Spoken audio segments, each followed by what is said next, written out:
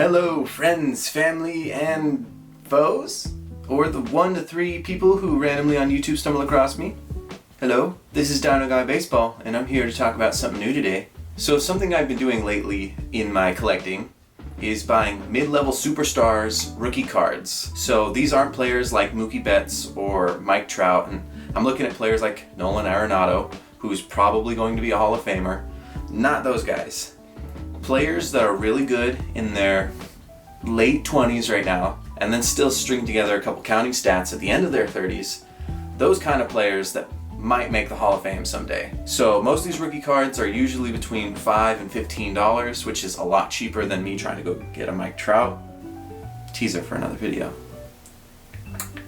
I've just identified a few players. I'm going to show off a couple, and hopefully I'm going to be making some returns on those cards in the next 5 to 8 years, and eventually hopefully I can pay off my student debt with these, because I can't do it myself. Alright, this card just arrived actually yesterday. I've been eagerly awaiting its arrival. I picked up a 2014 Topps Jose Ramirez card. Jose Ramirez is one of the most underappreciated superstars of our time. I believe he's 28 years old. He's already about 30 wins above replacement. He needs about 35 more wins to keep going. But the hot streak he's been on in the second half, I think people are starting to re-recognize him as possibly the best third baseman in baseball. I don't know if I'm ready to make that claim yet, but he runs really well. He hits for a surprising amount of power. He gets on base at a healthy clip, and he plays good defense. He can play second base also, shortstop in a pinch. He can steal 20 bases a season while hitting 30 home runs.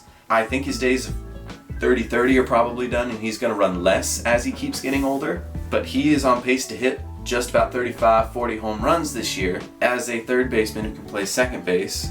Dude is a superstar. Now he has, I believe, 2 option years, or 2 contract option years left in Cleveland, which will take him through his age 30 season, I believe. So the beginning of his next deal would be his age 31 season. So starting to reach the end of his prime.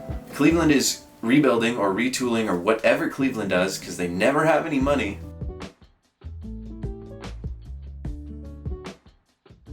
So looking for him to get traded to potentially a bigger market, which I know I don't usually appreciate that as someone who comes from a mid-market, but just getting his name more recognized in the national media would really help the value of his cards. I believe I picked up this card for $6. This card has pretty crisp edges, the corners look good, the centering doesn't look bad. I have a very high level of confidence that this card would be graded really highly.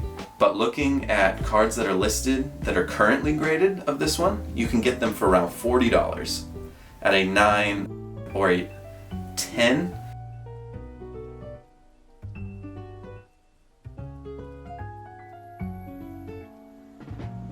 Then $40, that's really not bad. I usually think about it, the cheapest you can get something graded and actually add value was $20. Now it's like $200 because it's so backlogged. So I'm not going to be doing that for a while. But this is definitely a card I'm going to get graded eventually. But looking at adding $20 to what I paid, that would be my investments. We'll just call it $30. If I can get it graded at a 9 or 10, and if he stays as good as he is right now, or just like the same level of popularity, there's already a little bit of room for profit in there. Alright, I'm going to run through 3 different scenarios very quickly for Jose Ramirez in his career outlook the way I have it. I have first my more conservative approach to his stats, where he is basically a borderline all-star when he reaches 30 and never really makes an all-star game, probably past 31 years old, throwing in usually a 15% decline in his hits and his stats per season. Using this as a rough number, I will show a more refined formula in a later video because I'll talk about this again. I have him in his age 37 season, and we're calling it quits after that. I have him at about 1,700 hits, 334 home runs, and about 56 WAR. Before I did this, I actually did not realize how closely this resembles current Evan Longoria's stats. Look how similar they are. So I, at worst right now, have Jose Ramirez projected out to be an Evan Longoria type player.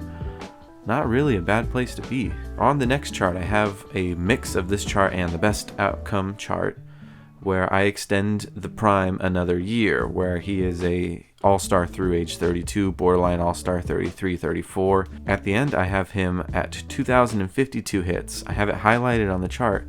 Passing 2,000 hits is a mark that you need to get into the Hall of Fame. I have him at 2,052 hits, 396 home runs, so almost getting to that 400 mark.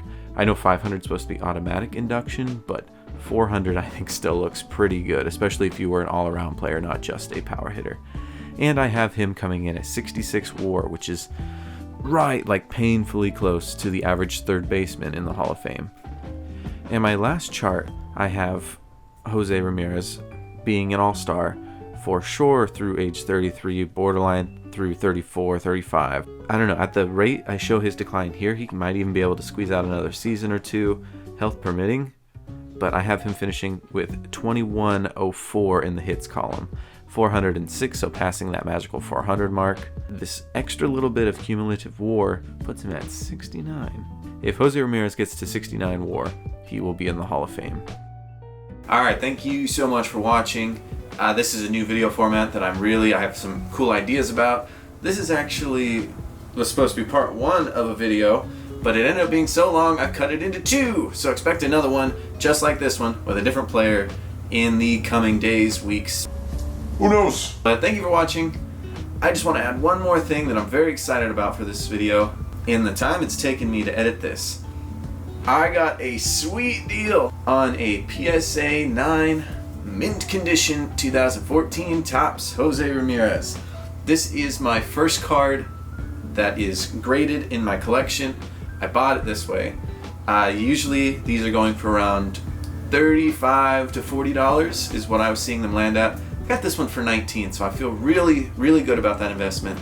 This one's still in its protective plastic, but yeah, dudes, I'm having a very good time investing, and I will see you on the other side.